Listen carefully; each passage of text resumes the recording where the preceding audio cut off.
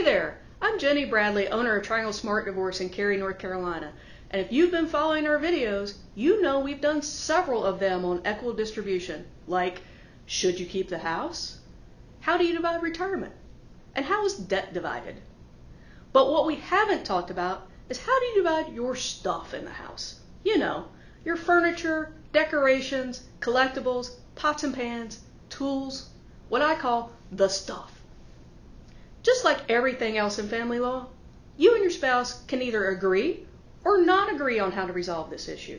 If you agree, then it's pretty simple. Put it in writing, either in a separation agreement or a consent order, and then split the stuff how you agreed to do it.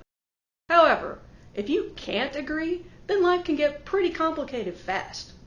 Basically, there are 4 ways to resolve the stuff if there's no agreement. 1, walk away from it all. Just start over. 2, go to mediation and try to see if an agreement can be reached there. 3, go to binding arbitration and let someone else decide who gets what. Or 4, go to court. As you can imagine, there are pros and cons to each of these, and we've covered many of them in our videos on mediation and staying out of court if you want to look back at those. But here's the thing with going to court. You know it's expensive. You know it's time consuming. But what you might not know is, typically, well, at least in Wake County, North Carolina, the judges won't spend their time in court addressing pots and pans and household stuff. They need that time to address custody, support, larger value assets. So judges will send these issues about household goods and furnishings to a referee. And no, that's not some middle-aged man in a black and white striped uniform. It's someone like me, and I don't have a striped shirt, and I don't have a whistle. I'm a family lawyer, and I have experience in listening about the stuff. I can manage an informal hearing, and I'll write a detailed report about the recommended value and distribution of the stuff for the judge to review. A report for the judge to review? That's right. After I hear what everyone has to say and see what everyone wants to show me, I write a report for the judge to review. If you don't agree with my recommendations, then you may ask the judge for a hearing to challenge them and seek a different result. If you agree, just follow the recommendations in the report and move on. But here's something to consider when thinking about fighting over the stuff. Is it worth it? I mean, is it financially worth it? Typically, stuff doesn't retain value, and we're looking at yard sale prices when valuing your used electronics, tools, kitchen items, etc.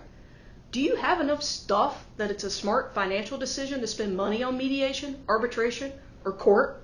Maybe you do. Or maybe you have some rare collectibles that both of you want. In many cases, it may make sense to fight over these things.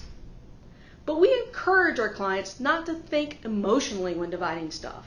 Yes, each of you may want the oil painting of your child, but we could get another one made.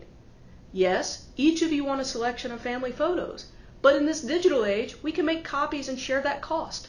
There's not much anymore that we can't duplicate, recreate, or replace. And the piece of marital property you want simply can't be duplicated, recreated, or replaced, then I highly recommend being sure you take it with you when you separate, or that you put it away at work or a friend's house if you haven't separated yet. I can't tell you the number of times a baby book or a coin collection has gone missing after separation, or worse, someone has destroyed marital property out of spite. If you have questions on how to divide your stuff or how to get your share of the stuff if you've already separated, please give us a call.